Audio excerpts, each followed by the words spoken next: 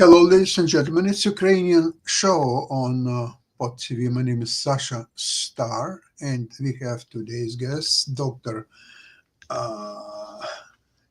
Jonathan Lockwood. Welcome to the show, Jonathan. Good old what's his name? Happy to be here as always, Sasha. Great. And of course, Ivan Kucherenko from Kyiv, Ukraine. Welcome to the show, Ivan. Hello, Sasha. Hello, Jonathan, and happy birthday to Sasha. Today you have. Thank you so much. I really appreciate it. Ukraine has launched its counteroffensive in your honor.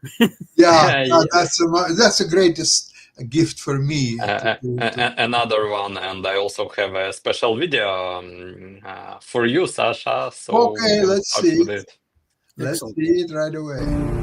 Invictus by William Ernest Henley.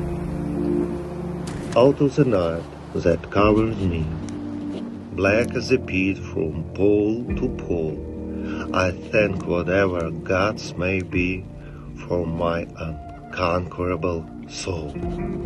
In the fell clutch of circumstance, I have not winced nor cried aloud. Under the burgeonings of chance, my head is bloody, but unbowed. Beyond this place of wrath and tears looms but the horror of the shade. And yet the menace of the years finds and shall find me unafraid. It matters not how straight the gate, How charged with punishment the scroll. I am the master of my fate. I am the captain of my soul.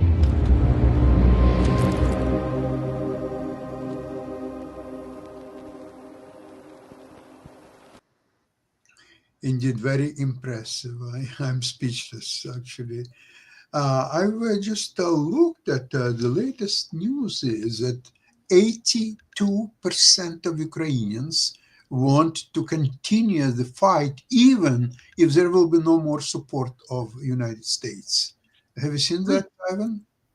Yeah, sure, and this is the realistic information because otherwise Ukrainians will have to surrender. Will have to become a part of Russia. A lot of Ukrainians will be persuaded, sent to prisons, or probably killed, like it was in Bucha and in other occupied by Russia territories. And every time we get our prisoners of war back from Russian prisons, we see how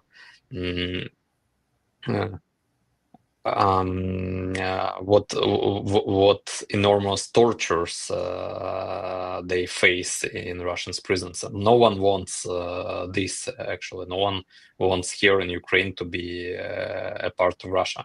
And what is important that this percentage of Ukrainians who wants to continue fight, he's moreover the same in most of the Ukrainian regions. Traditionally, southern and eastern regions of Ukraine, they were more towards good relationships with Russia. People there, more Ukrainian there, spoke Russian. They were more actually Russian population there.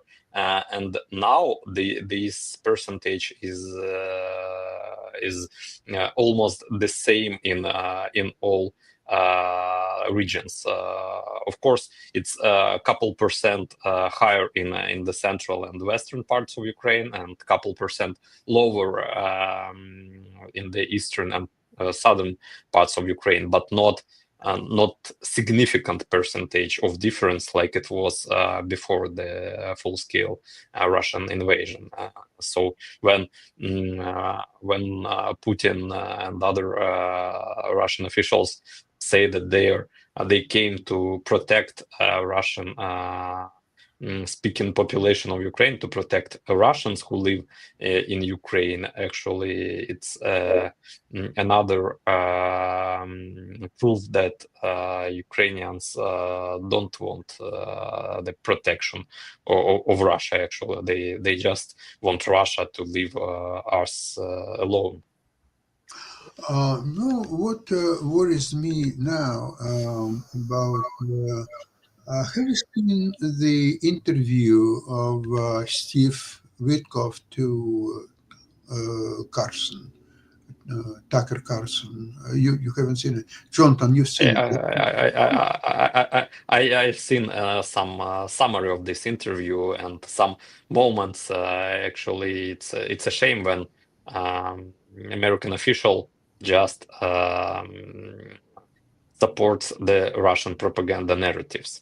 I think it's a great shame for the United States policy. He is not just supporting; it's even worse. He repeats Putin's lies word per word, and ridiculous lies like that. These 4 regions that Russia wants to take over now, Ukraine got as a result of Second World War. Can you believe that lunacy, this complete idiocy? And that tells the Steve Witkoff, who is the right hand of Trump in this so-called peace negotiations and so on, and why, beside being his friend and billionaire, what makes him qualified to be in that position? He is nothing but successful New York real estate developer.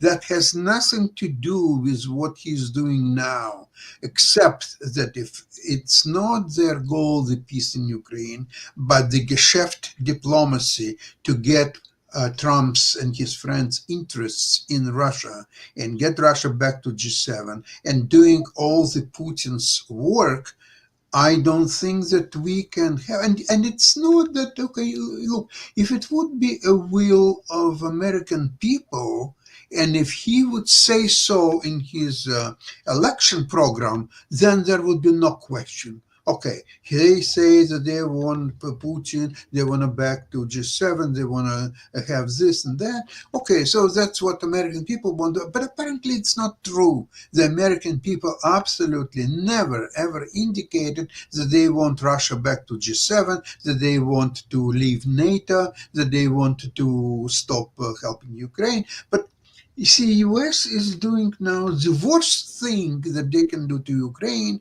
is have position of Ukrainian friend, continuing the help to Ukraine. At the same time, they installed, because of that bloody help, they installed themselves as the chief negotiator. And this chief negotiator is 100% on one side. How that party could be negotiating anything? First of all, the people that they're sending to negotiate, they are not qualified. They have no knowledge of history. They have knowledge of geography. They have absolutely no background. They don't have understand the military history or anything. Jonathan, how it's happening? Look, I am in agreement with you on this one. I am very puzzled. I am very puzzled by the approach of the Trump administration on this. The military situation is not supporting their apparent position, and Ukraine is still acting like the joker, the wild card in the deck that they did not expect. And President Trump had told Zelensky at one point, "You have no cards to play." And Zelensky is thinking, "Oh, yes, I do." What about you, Mr. Trump? Where are your cards? $37 trillion worth of debt? Is that your card? Get out of here. wouldn't go so far as to say that. He's just his cards aren't quite as good as they pretend they are, and he has to focus a lot of his attention on, you're quite correct, on reducing American debt, which is absorbing a lot of their energies, and they, at best, right now, it's, it seems like Ukraine has cleverly played its cards and its position by launching a counteroffensive and showing how weak Russia actually is, that they are in no position to dictate to anyone what the peace ought to be like. And this is and because Ukraine is developing its own independent military capability and its own independent means of striking Russia, this makes the situation even more complicated. Putin has declared that he wants no compromise. He wants he is taking this maximalist position that essentially we should unconditionally surrender, is what it amounts to. And Europe's not having any of that. Ukraine certainly isn't having any of that. And they are basically contradicting the entire position on the battlefield. So this is it's right now, it's no war, no peace. And Ukraine is effectively taking it to Russia on the battlefield, and we also note that Russia's power and ability to continue the fight is steadily decreasing. Remember when I talk about correlation of forces? The ability of Russia to sustain the attack and to continue it has been noted that the number of Russian attacks has been decreasing, that their mechanized forces are decreasing in their ability to wage offensive warfare against Ukraine. And that counteroffensive that Ukraine has now undertaken, although it's not in Crimea, where I had been hoping would be which I still contend is the decisive center of gravity of this entire war, this local counteroffensive may also is going to do nothing but complicate Russia's efforts to try and force a peace on its terms. So right now, nobody's getting what they want. Nobody's getting what they want, except Ukraine to a certain extent. They're continuing to inflict superior casualties. They're retaking territory. Well, Putin certainly doesn't want this, and he's certainly not going to declare victory and go home. So it's amazing to see, okay, what is going to happen particularly on the battlefield, and the qualifications of the current administration's Russia and national security advisors, and whimper. I hope they're not discussing those efforts about Ukraine in some secret chats in messengers, like they were discussing the upcoming attack on Yemen. That's a blunder. That's a blunder. No matter, that is a serious security violation. And when I was an intelligence officer, you make a mistake like that, and your career is done. You're done. You simply resign and hope you don't get prosecuted and sent to prison. But what we see that for Trump administration, it's not a security fault. If he's a good guy, and if he plays golf with Donald Trump in Mar-a-Lago, he probably may commit any more mistakes. Yeah, it remains. Yeah, I would contend that Secretary Hegseth has made his one, if you want to call it one, allowable mistake, big mistake, and if he makes any more, it's going to be a serious problem. And right now, this is a Secretary Hegseth is in a position right now where it's similar to what I was told when I was a lieutenant, and I came into active duty as a first lieutenant with a PhD in Soviet area studies. I was told I was the only lieutenant in the Army with a PhD at that time, and one of the senior civil service people in my directorate where I was working told me that my career would be interesting to watch but dangerous to emulate. So yeah. You could probably say the same thing right now about Secretary Hegseth. His career is interesting to watch, dangerous to emulate. Well, but he has always a place in television business. Well, he certainly has that. Although, how would you go? How would you go back to, okay, I was thrown out as Secretary of Defense. Oh, here I am back on Fox. Welcome, everybody. Okay, we're glad to introduce you, former Secretary of Defense, Yeah, Mr. Pitts. I'm wondering how his ratings would fare. I just very curious about that. But in any case, it's a fascinating and awkward situation that we're watching right now. The sole positive thing is that the Ukrainian people are not giving up on their own destiny. They absolutely are not, and they may yet prove to win their independence despite everyone else's efforts. So, and with at least the partial support of the remaining European allies in NATO. Yeah. So we are. It is a. I contend in my other book, Analytic Method for Prediction, that the future is the sum total of interactions of free will. Boy, this is one hell of a combination of actions of free will. Normally we judge anybody by his deeds, not just the words. Also, for politicians, words sometimes are the deeds, because if he has no words, what kind of deeds he has? So after all this talk in a piece in 24 hours and in 3 months and in 100 days and whatever, and finally this grandiose deal about not bombardment of infrastructure. What's happening now? Yes, Russians are not bombarding infrastructure anymore. They're just killing civilians by tens of civilians every hour. This is what's happening. So Trump is not saying, please stop doing that, at least by the time that we have peace negotiations and talk. He is scared of this criminal Putin, of this murderer. Where Trump got this fear?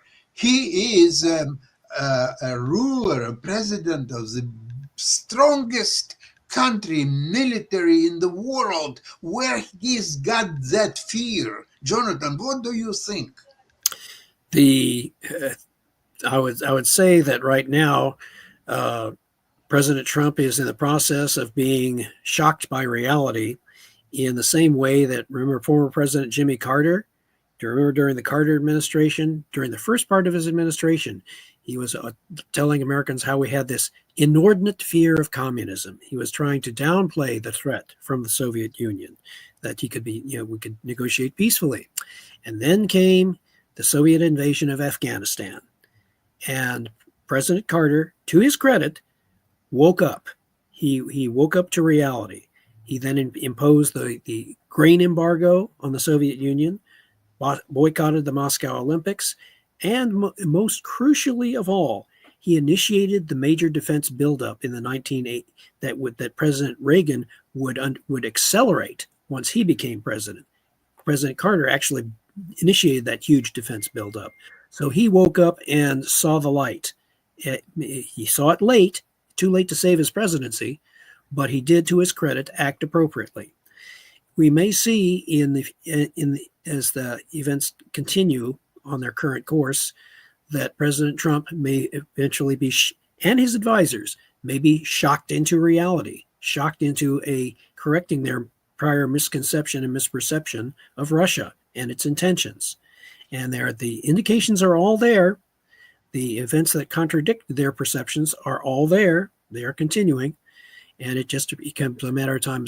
What event will finally shock the current administration into realizing, okay, we have to take a different approach?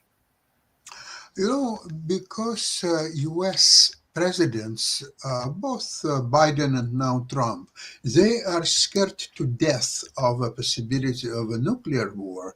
Now I can see what Trump is trying to do, especially after Macron announced the umbrella the nuclear umbrella over European countries, and the build-up of willing countries to defend Ukraine and themselves. I'm not saying that they're such a great friends of Ukraine, except they understand that without Ukraine, they are doomed. There's nothing that would stop the Russian invasion of Europe, starting with. They're acting in their own enlightened. They're acting in their own enlightened self-interest. Exactly. But still, once it corresponds to Ukrainian interests and it works together, why not? But what I'm seeing the devious Trump's plan is when he's causing up to Putin right now and very soon to Emperor Xi from China, I see the pattern is he wants to say to Putin, well, look, I'm your friend, Vladimir. It's Macron who is doing this nuclear umbrella and he's a crazy idiot or so on. We are not part of it. We are out of NATO. We have nothing to do with Europe. So here we go. It's all yours. And if you feel that you have to do something about it, just go and do it. We have nothing to do with that. So this way, he helps Putin to be more aggressive against Europe. And at the same time, even if there will be a nuclear exchange, he takes US out of it. Because US in this configuration will have nothing to do with it. What do you think, John? Which would, yeah, that would be interesting if the current Golden Dome bill that has been introduced is being introduced in Congress, which is supposed to be creating a dome over America to protect it against nuclear attack. But hold on before you leap in there. There's a big hole in that Golden Dome because the nature of the nuclear threat is intercontinental ballistic missiles, not the short range and intermediate range that would threaten Israel. So they have nice goal, but the wrong idea, the wrong way of going about it, because they would have to be able to neutralize Russian, Chinese, and theoretically North Korean intercontinental ballistic missiles. And President Trump at the same time also says he wants to eliminate all nuclear weapons. Well, in order to do that, you have to make intercontinental nuclear weapons impotent and obsolete, the way Ronald Reagan wanted to do so with the Strategic Defense Initiative. So it all comes back to he has to undertake a program which would effectively neutralize all nuclear weapons with my proposal, with the worldwide strategic defense matrix, with a space-based defense, which leads to the creation of a space fleet. All of these complicated things that interact, and which make the equation much more difficult to decipher than one would think on the surface. Agreed. And so, if the United States succeeds in creating this Golden Dome, which by extension would have the capability of neutralizing Russia's and China's nuclear arsenals, then Putin has a problem because he cannot intimidate Europe with. He does not know if the United States would extend the protection of its worldwide strategic defense matrix over Europe and Ukraine and others, and basically remove Russia's and China's ability to intimidate the West with the fear of nuclear escalation. So the equation is, while I share your concern about the potential about the efforts of the Trump administration to in effect triangulate with Russia and China and works on some sort of very complex deal, I would contend that they are unaware. They are certainly not aware of the research and analysis that I've been doing over the past several decades, which show that nuclear weapons are Russia's and China's symbols of great power status. They are their principal means of leverage against the West, of ultimately intimidating them into giving them what they want. So if we are going to prevent a World War III, well, we have to neutralize the nuclear arsenals of Russia and China and North Korea by extension. And doing that is through strategic ballistic missile defense, a space-based defense, not by what the Biden administration was doing. Their doctrine was to build more nuclear weapons, which has no effect whatsoever on the perceptions of Russia, China, or North Korea. All that does is reinforce their belief that, yes, nuclear weapons are good to have, so we will build more of them and threaten the West. So, but if you are going to truly terrify them and truly counter-intimidate them, you have to build a robust and credible ballistic missile defense. Ukraine has been doing it on an operational level with the use of Patriot and other ballistic missile defense systems, which has shown how effective ballistic missile defense has become, at least at the operational level. So now it's both frightening and fascinating at the same time, and how these technologies and how these strategies are interacting.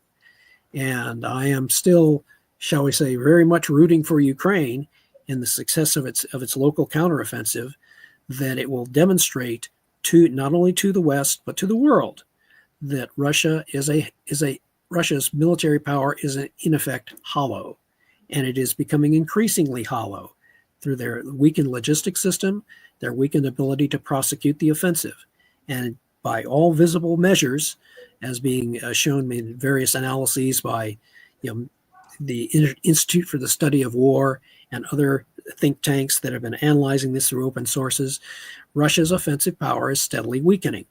And interestingly enough, if President Trump, with his drill, baby drill, and expanding energy resources and energy production, succeeds in driving down the price of oil, that is going to further weaken Russia's ability to finance and carry on its war.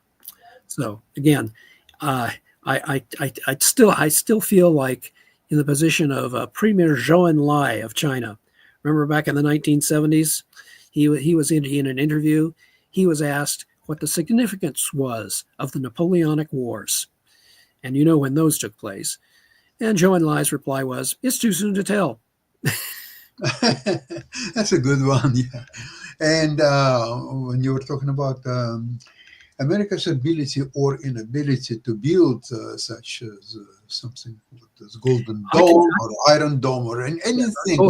I contend it is possible. The components are there. The pieces are all there. Much as the pieces of Blitzkrieg were created in World War I. The tank, the airplane, radio communications, and so all the other components. But no one had put all those pieces together. It remained for when Germany was defeated and their military began studying the lessons of the First World War, that they created this integrated doctrine with their own infiltration tactics and created what would become known to the world as Blitzkrieg after they tested it during the Spanish Civil War. So these things, the components for wisdom, the worldwide strategic defense matrix, they all exist. They are simply in isolation right now. They have not been combined or integrated into a single entity that the U.S. could very easily build. And so right now, this Golden Dome bill is a very fascinating development, because one part of that bill, which I with great interest, not for me personally, but is the $900 million to study space-based interceptors. Well, okay, I can save them a lot of money. I've got the answer for you, but so you can take a look at this. But the components, the one great secret right now, it's probably an open secret, this is possible. This is possible. It is just, there's not been the decision to, hey, this is a great idea, let's do this. And then the impact on subsequent history will be quite significant if they in fact do make that decision. Okay, in the meantime, because what a mess. It's a mess. Good, finally, let's do the movie. Yeah, we have a nice movie about what Russians actually are thinking about those peace negotiations with the United States and Ukraine, and we can watch it right now. With peace negotiations for Ukraine underway, Russian propagandists are actively weighing in on the process. However, instead of discussing peace solutions, they talk about Russia's plans for a larger war. Вы понимаете, что сейчас нам Трамп дал возможность в течение 4 лет подготовиться к тому, что все равно неизбежно, к большой европейской войне. Нам просто очень важно, очень грамотно использовать время, все взвешивать и не думать, что любая договоренность, которая даже может быть достигнута, надолго. Although Russia has agreed to participate in peace negotiations, it openly mocks the process and those who believe in it. Пока только звучат заявления со стороны Белого дома о том, какое продуктивное было совещание между Дональдом Трампом и Владимиром Зеленским, как все близки к миру и так далее и тому подобное. Но все мы с вами понимаем, что это словесная мишура, которая не находит никакого отражения пока на поле боя. Ну, за исключением различных историй, когда заявляется во всеуслышание, что наши войска сбили 7 дронов, которые выпустили же сами. Ну, в этот цирк поверили на Западе, оно и ладно. While Moscow claims to be open to peace, its rhetoric and actions suggest otherwise. Ukraine seeks lasting peace and ironclad security for its people and their future. This requires concrete, enforceable security guarantees, not Russia's empty promises.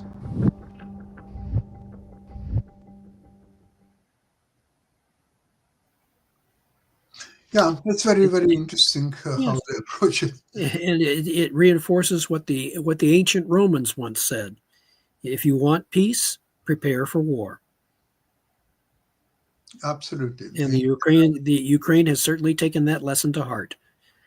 And I'm both cautiously and prayerfully optimistic that Ukraine will be able to throw that decisive counterpunch that finally forces Russia to admit, okay, it's not taking the conquest of Ukraine, or unification of the Russian Empire is not taking place, at least not today, and they're forced to to what we can hope for right now is to force the Russians into a situation very similar to which exists now and has existed between North Korea and South Korea for almost 72 years, and since 1953. And so, that's real. I hate to say it, but that would be about the best situation that you could get is an armistice, not a true peace. And Ukraine will have to force that peace. I'm not so sure that the Ukraine can force anything. Ukraine needs peace guarantees. And so far, I never heard anything credible from anybody that Ukraine will be guaranteed its peace. The only thing I believe, and I've heard more than a week, probably 3 weeks ago, the Russian expert, he lives now in the United States, he was at one point advisor of Vladimir Putin. His name is Illarionov. I'm not Larionov, okay. I'm not a big fan of him, and I disagree with many levels. But I've quoted him before. I've quoted him before in my analyses. So yes, I know of whom you speak. Whom he's very knowledgeable, I must admit, and in one respect I totally agree with him. What he says is the only guarantee for Ukraine is 1.5 million strong army, which will be equipped with the latest West-produced technology, weapons, and everything. That's a Ukrainian guarantee. There's nothing else in the world that can provide it. Ivan, you agree with that?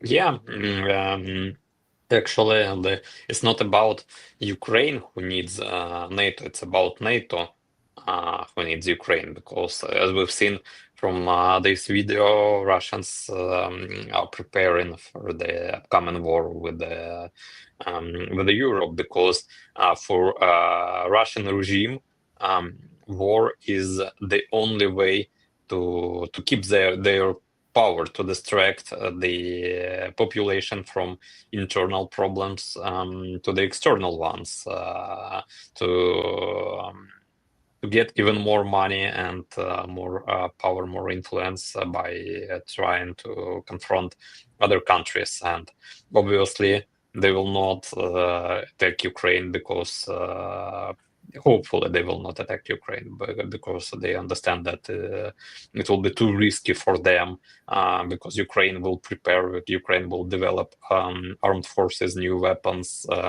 will enforce the border with Russia, and of course there will not be any more opportunity of surprise attack on Ukraine, but probably they will confront the NATO and will attack Baltic states, or probably Finland, or probably Poland. But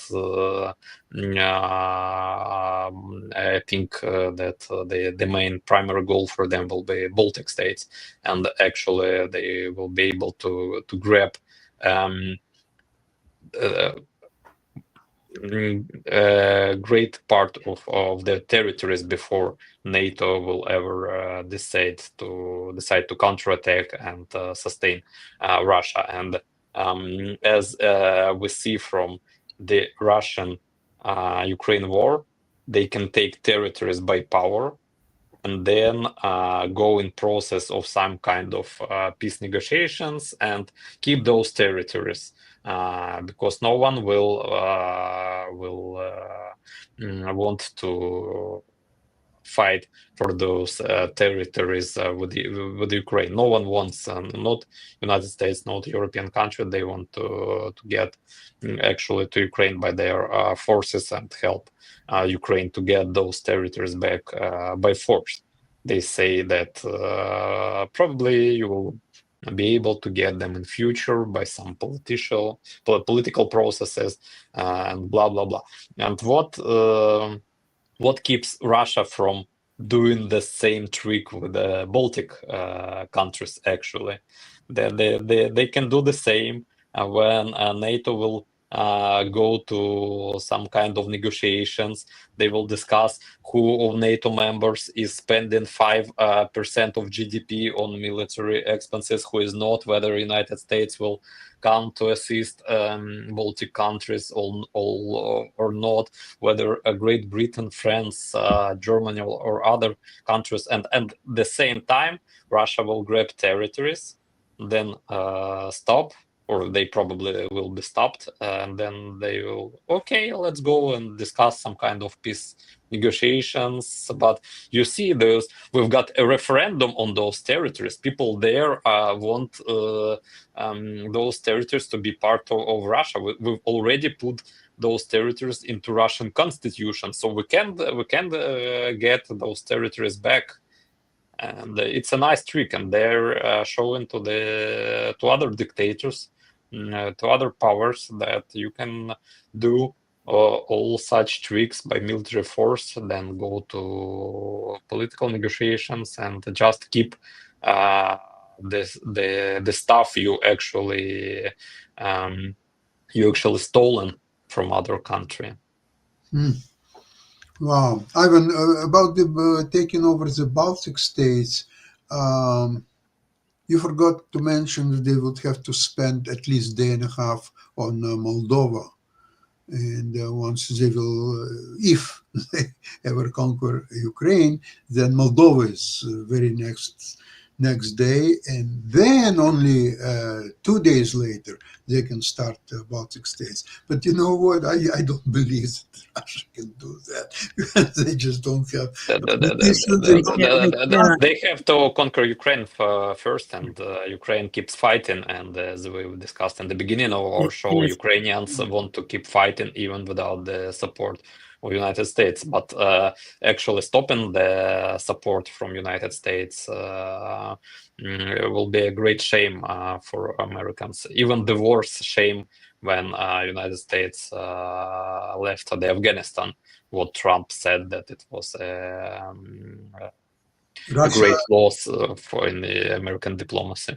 Russia started a new strategy in Ukraine on the front lines to decrease their losses. They're now sending small groups of 10 people.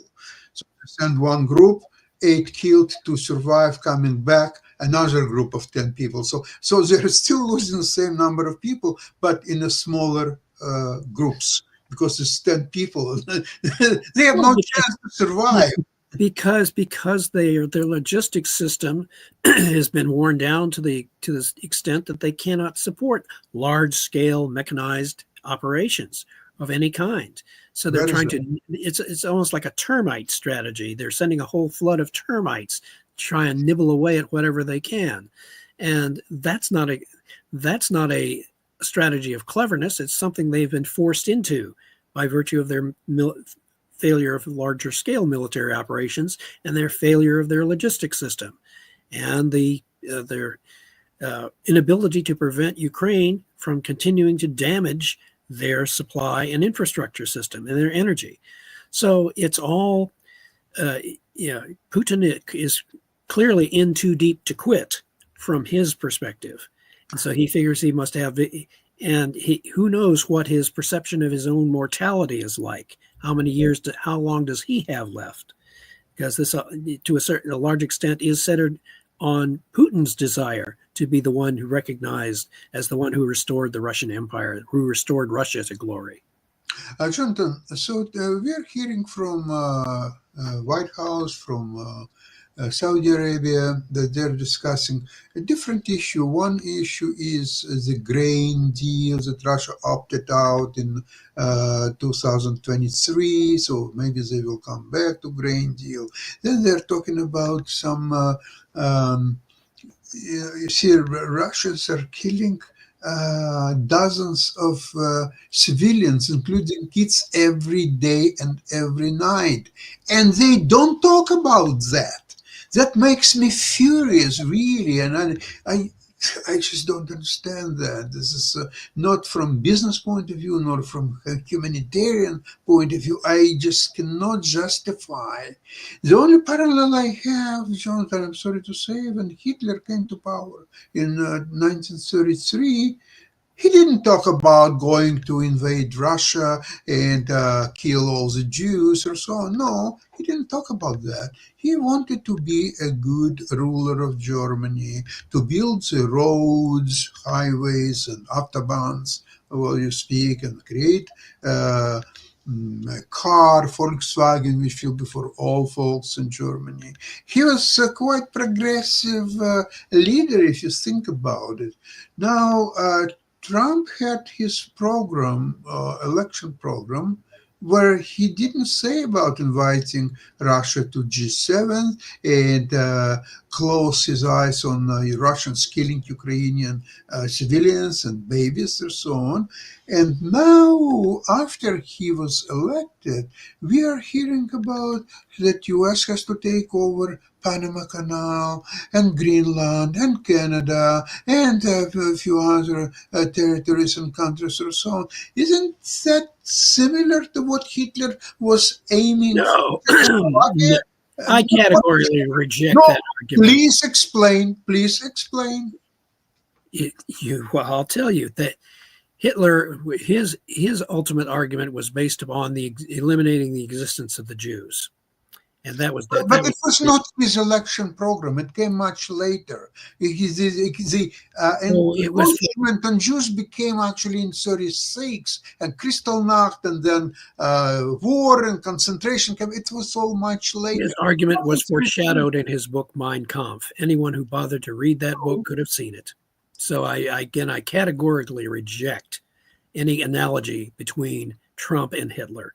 I mean, and as comedian Jon Stewart once said, calling any politician Hitler is an insult to Hitler, because Hitler's evil was on a scale that no human being has ever matched, with the exception of Stalin.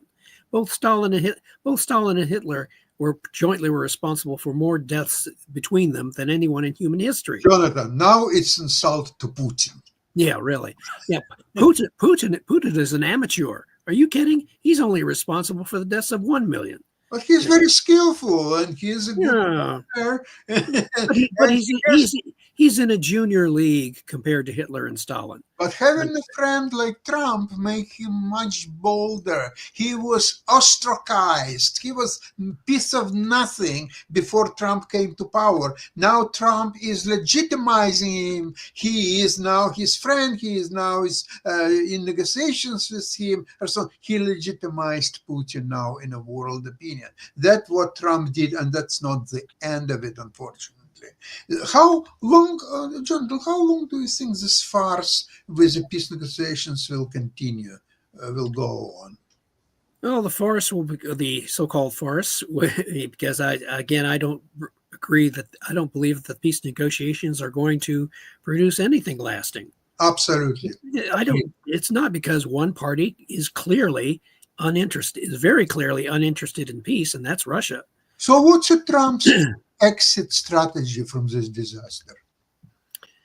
Well, his exit strategy will have to be, now remember, he had said we can do this the easy way or we can do this the hard way. It's just talk. Yeah, it might be just talk. If events force him into a change of strategy, he will have to make a speech to the American people and to his allies that says that one of the hardest things to say is to say I was wrong. Yeah, and he may be forced into say I was wrong. We have to adjust our strategy. Russia clearly does not want peace. We will have to adjust and change our strategy until Russia finally recognizes reality. So that the way to force that is for Ukraine, for its part, to demonstrate with the means that it has available that Russia cannot win a peace by enforcing, its maximalist designs on Ukraine and on Europe. So that is going to be a very interesting challenge, one that is still in progress, and one that I would argue is still not a done deal by any means. Well, I think Trump has to remember that beside words, there are also the deeds which follow the words. So far, there is nothing but words from Trump. There is no deeds. He is, in my opinion, he's just scared of Putin big time. And with that, he shouldn't have imposed himself as a negotiator, because you cannot negotiate between two parties of which you are scared of one party, and therefore you are no longer the impartial the negotiator. You are becoming influenced by one of the parties, and that should disqualify you. And the sooner Trump will be try to, but again, look, he is almost 90 or 80 years old, whatever. Has he ever said a word sorry in his life? I read almost every book about Trump which was ever published. There is no such word in his vocabulary. So I'm anxious to see how he will exit this disaster for him. And so far, in his internal politics, and now this, it's become a disastrous presidency for him. And hopefully, well, the life will show slowly where all these puzzles will fall, in my opinion. In the meantime, I would like to thank you so much for today's program. And I would like to say we'll see you on Friday, same place, same time. And glory to Ukraine. Slava Ukraini. Героям слава. Thank you. Bye-bye. Thank you very much, everybody. Bye-bye.